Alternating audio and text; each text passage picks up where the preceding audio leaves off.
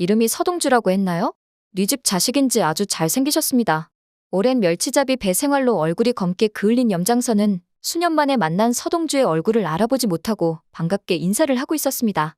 복수를 완벽하게 완성하고 나서도 왠지 모를 허탈감에 시달리던 서동주는 오랜만에 염장선의 얼굴을 한번 보러 온 것이었고, 염장선의 얼굴을 당연히 알아보았지만 반대로 염장선은 서동주를 전혀 알아보지 못한 것이었죠.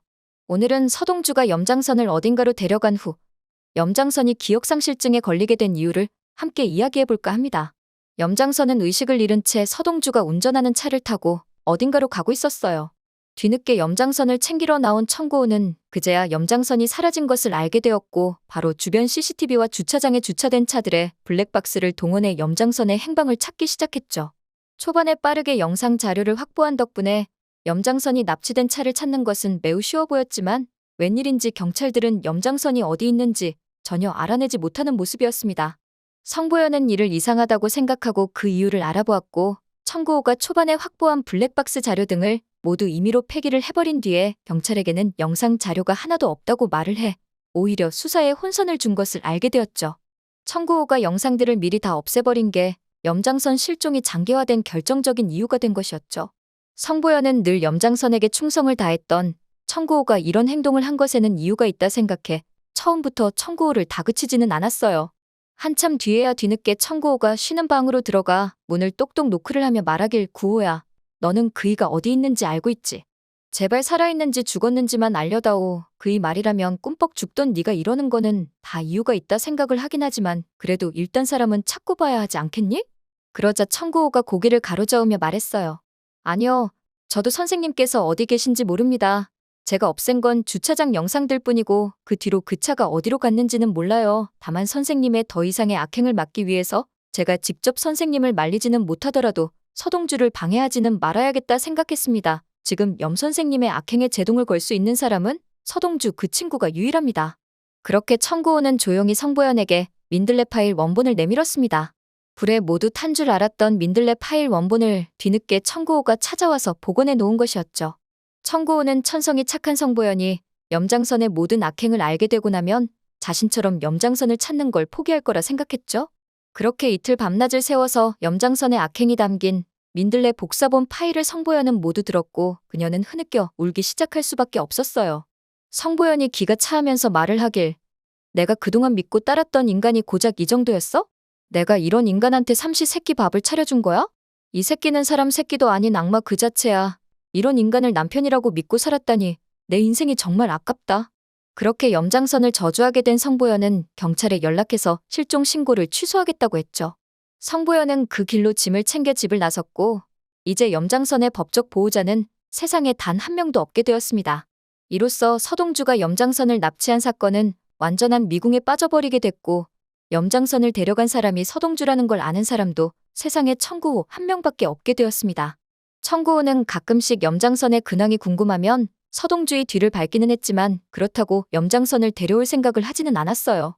어느 날 서동주는 갑자기 땅끝 바닷가로 가곤 했고, 청구호는 염장선이 그곳에 있다고 어렴풋이 추측하고 있을 뿐이었어요.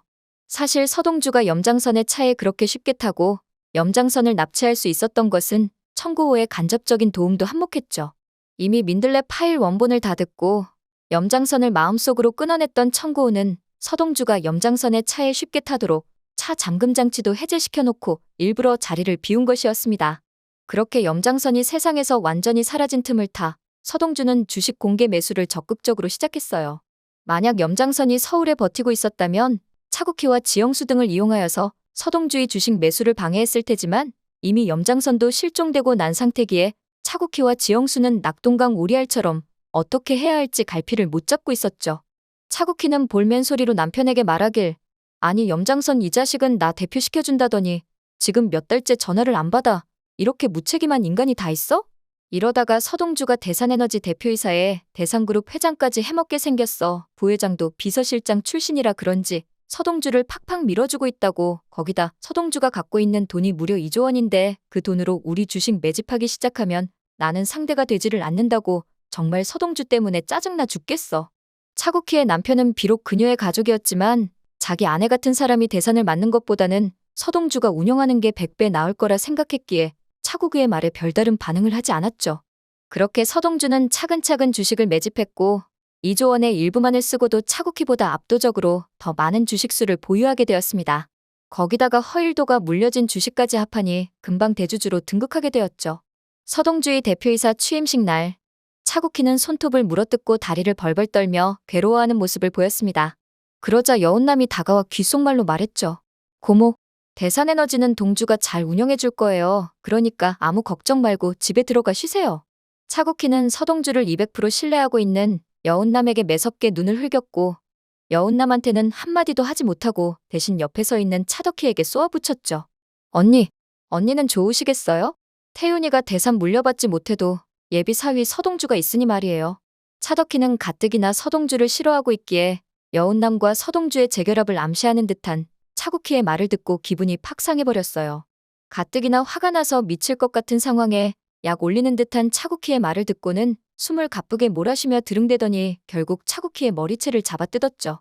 지영수에 이어 동생 머리채까지 잡은 차덕희의 모습은 우연히 근처에 있던 기자에게 딱 들키고 말았고 그날 저녁 뉴스에 머리채 잡고 싸우는 대상그룹 자매들이라는 헤드라인으로 나가고 말았죠.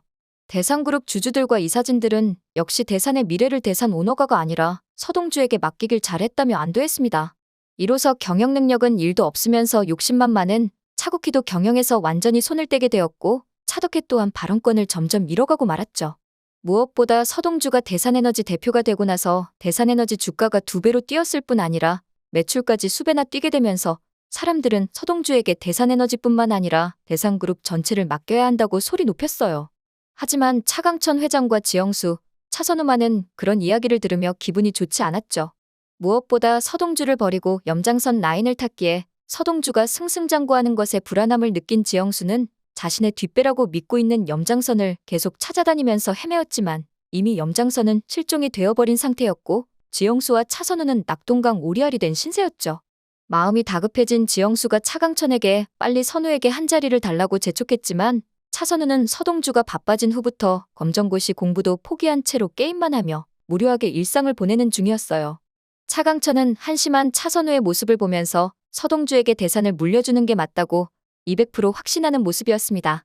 그렇게 차강천은 치맥기가 더 심해지기 전에 대산 그룹 전체를 서동주에게 맡기겠다는 유언을 남겨야겠다고 생각했고 비서실장의 도움을 받으며 유언과 비슷한 영상을 녹화하기 시작했죠. 하지만 이 사실을 안지영수와 차선우가 찾아와 차강천에게 어떻게 그럴 수 있냐고 이 회사는 친핏줄인 차선우 거라고 화를 내며 따지자 차강천이 말을 하길 어떻기는 뭐가 어때? 내가 내 회사를 잘 운영할 수 있는 사람에게 대상그룹을 물려주겠다고 말을 하는데 도대체 이게 뭐가 문제가 되는 건가? 그러자 지영수가 울며불며 매달리길 당연히 문제가 되죠. 서동주는 핏줄이 아니잖아요. 엄연히 남인데 왜 남한테 주냐고요. 그러자 차강천이 분노하면서 대답하길 그래 그럼 오늘 확실히 짚고 넘어가 봅시다. 이왕 선우가 내 호적에 올랐기에 더 이상 문제 삼지 않으려고 했는데 자네가 자꾸 핏줄 하니까 핏줄 이야기를 안 할 수가 없네. 지영수. 내 눈을 똑바로 보고 말하게 선우가 내 핏줄이 맞나? 그러자 지영수는 입이 떡 벌어져서는 도대체 그게 무슨 소리냐고 물어보았죠. 그러자 옆에 있던 비서실장 출신 부회장 최기현이 웬 서류 하나를 지영수에게 내밀었습니다. 그것은 바로 차강천 회장과 차선우의 친자관계가 성립하지 않는다는 서류였죠. 지영수는 손을 바르르 떨며 종이를 떨어뜨렸고 차강천 회장은 큰 소리로 화를 냈어요. 어쩐지 이상하다 했어. 선우가 나를 하나도 안 닮지 않았나? 그렇다고 엄마를 닮은 것도 아니고 말이야. 선우는 심지어 알레르기도 없더군. 이상한 점이 한둘이 아니어서 얼마 전 유전자 검사를 해보았지. 아니나 다를까 내 아들이 아니라고 나오더군. 핏줄을 속이는 범죄를 저질러 놓고도 자네 무사할 줄 알았나? 그렇게 차강천을 속인 게 들통난 지영수는 그 길로 집에서 쫓겨나게 되었죠. 지영수는 차선우와 함께 다시 빵집으로 갔고 대산이 모두 자기 거라고 행복해하던 차선우는 한순간에 모든 걸 잃게 된 후 이 모든 건 엄마 때문이라면서 지영수를 원망하기 시작했습니다. 과거에는 공부는 하지 않더라도 엄마를 돕는 착한 아들이었던 차선우는 이제는 완전한 망나니의 페류나가 되어버려 매일 술을 먹고 빵집을 부수는 등 폭력을 일삼는 아들이 되어버렸죠. 지영수는 그제야 자기가 큰 잘못을 했음을 깨닫고 과거 아들과 단둘이 성실하게 살아가던 행복이라도 되찾고 싶다고 울부짖었지만 그러기엔 이미 너무 잘못된 길로 와버렸고 과거 누리던 소소한 행복마저 잃게 되었습니다. 모두가 염장선을 잊었다고 생각할 때쯤 끝까지 염장선을 찾는 사람이 한 명 있었으니 그 사람은 아직 염장선에게 복수할 게 남은 과거 염장선의 부하였던 관리자였습니다. 그는 염장선을 찾아 전국 팔도를 돌아다녔고 서동주가 최근에 찾은 바닷가 항구에서 멸치잡이 배를 타고 있는 염장선을 발견하게 되었죠. 관리자는 무서운 눈을 하고 뚜벅뚜벅 걸어가 염장선 바로 앞에서 그를 쏘아보았고 한 손에는 염장선을 포박할 그물을, 한 손에는 염장선을 없애버릴 칼을 들고 있었죠. 하지만 이미 모든 기억을 잃은 염장선은 관리자를 보고는 그 옆을 쓱 지나가 버렸고 당황한 관리자가 뒤돌아 염장선의 이름을 불렀지만 자신의 이름조차 기억 못하는 염장선은 그냥 제 갈 길을 갈 뿐이었습니다. 화가 난 관리자가 염장선에게 소리쳤어요. 야, 염장선, 너 진짜 나 몰라? 아니면 모르는 척 하는 거야? 염장선은 관리자가 큰 소리로 화를 내자 놀라서 관리자 쪽으로 몸을 돌린다는 게 그만 풍덩 바다에 빠지고 말았죠. 그렇게 물속 안으로 깊이 들어가게 된 염장선은 바다에 빠진 충격으로 과거 모든 기억이 되살아났고 머릿속이 온통 서동주 생각으로 가득 차버렸습니다. 오직 서동주에게 복수를 해야 한다는 강력한 일념만으로 허겁지겁 수영을 해 간신히 물 밖으로 올라오게 된 염장선은 관리자의 어깨를 붙잡고 외쳤어요. 서동주, 서동주 이 자식 어딨어? 이놈아 지금 어디서 뭐하고 있어? 나 지금 서동주에게 가야 돼. 빨리 그놈한테 날 데려다 놔. 하지만 염장선이 한 가지 간과한 것이 있었으니 관리자는 한때 염장선의 부하였을 뿐 지금은 염장선을 없애러 온 자였던 것이었죠. 몇 분 전까지만 하더라도 염장선이 기억을 잃은 것 같아 맥이 빠졌던 관리자였지만 그가 기억을 되찾고 서동주에게 복수하겠다고 헛소리를 하자 관리자는 염장선에 대한 응어리가 치솟았습니다. 관리자는 그물을 들어 염장선의 몸을 감쌌어요. 염장선이 왜 그러냐고 소리를 쳤지만 관리자는 봐줄 생각이 하나도 없었죠. 그렇게 염장선은 그물과 함께 바닷속으로 다시 한번 풍덩 빠지는 신세가 되고 말았고 그렇게 쉬면 안으로 빠져 들어가게 되었습니다. 염장선은 서동주에 대한 기억을 떠올리자마자 결국 몇 분 만에 이렇게 죽게 되었다는 것이 이렇게 한스러울 수가 없었어요. 바닷속에서 염장선은 눈도 제대로 감지 못한 채 그렇게 이승을 마치게 되었죠. 하지만 염장선을 오랫동안 찾아다니며 복수의 날만을 기다려왔던 관리자는 이제야 복수를 완성한 것 같아 마음이 한결 가벼워진 것 같았어요. 하지만 밝은 미소를 짓던 관리자는 염장선이 빠진 바다를 보며 결국 자신 또한 지은 죄가 많고 너무나 많은 사람들의 목숨을 앗았기에 떳떳하게 세상을 살 수 없음을 깨달았죠. 그렇게 얼마 지나지 않아 염장선이 빠진 바다 위에 또 한 번 풍덩 큰 물소리가 났습니다. 염장선과 관리자가 죽었다는 소식을 들은 서동주는 아버지 허일도의 유골함을 들고 아버지가 말한 바다에 유골을 뿌리러 나갔습니다. 영상 시청해주셔서 감사합니다. 오늘 영상 재밌으셨다면 좋아요와 댓글 한 줄 부탁드려요.